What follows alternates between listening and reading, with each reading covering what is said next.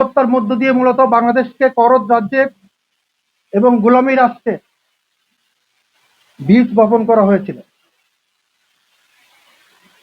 আমরা জানি একটি সমাজের দর্পণ হলো ওই সমাজের বুদ্ধিজীবী, স্কলার অথবা ওলামাগণ। কিন্তু 2013 সালের একদিনেই এই শাপলা চত্বরে, আপনার পাশের শাপলা চত্বরে রাতের অন্ধকারে সেই আলেম ওলামাদেরকে হেফাজত ইসলামের ব্যানারের যে সমাবেশ হয়েছিল সেখানে তার লাইট বন্ধ করে একাধিক মিডিয়া বলছে হাজার হাজার অথবা শত শত, যেটাই আমরা ধরে নিই অন্ধকারে, তার একদিনেই এক রাতেই একটি গণহত্যা চালিয়েছিল। এই গণহত্যার মধ্য দিয়ে বাংলাদেশ সমাজের যারা দর্পণ তাদেরকে নিশ্চিহ্ন করে দেওয়ার জন্য, প্রান্তিক করে দেওয়ার জন্য এটা যথেষ্ট ছিল। শুধু সেটি নয়, আমরা জানি একটি দেশের পরিচালক হলো ওই দেশের রাজনৈতিক শক্তি, বিশেষ করে ইসলামিক রাজনৈতিক শক্তির নেতৃত্ব শূন্য করার জন্য তারা জুডিশিয়াল কিলিং এর আয়োজন করেছিল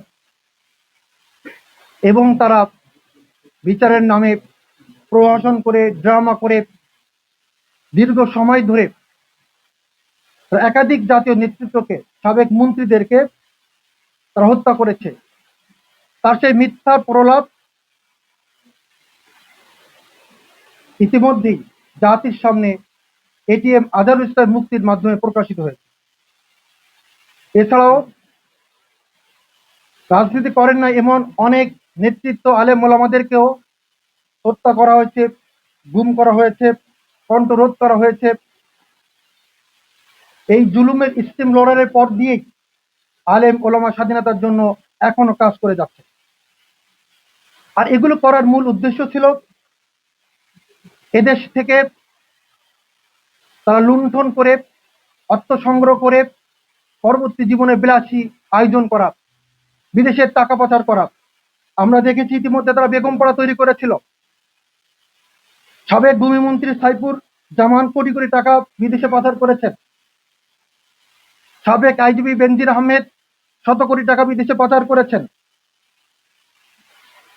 এছাড়া গ্রামীণ নেতা থেকে শুরু করে, গ্রামের একজন নেতা থেকে শুরু করে জাতীয় নেতৃবৃন্দ সকলে বিভিন্নভাবে ফ্ল্যাট বিভিন্ন দেশের বাড়ি তারা করেছেন এবং তাদের পক্ষে বিভিন্ন কর্মকর্তা কর্মচারীদেরকেও আমরা বিদেশে টাকা পাচার করার প্রমাণ এখন পাওয়া যাচ্ছে।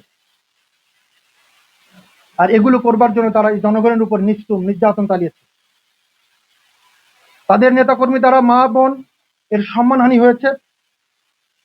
শুধুমাত্র 2020 সালের একটি তথ্য যদি শেয়ার করা যায় তাহলে জানতে পারবো যে 9 মাসে, 2020 সালের 12 মাসের মধ্যে শুধু 9 মাসে 975টি ধর্ষণের ঘটনা ঘটেছে এবং সবগুলোর সাথে জড়িত হলো তৎকালীন ক্ষমতাসীন দলের বিভিন্ন শাখা সংগঠন।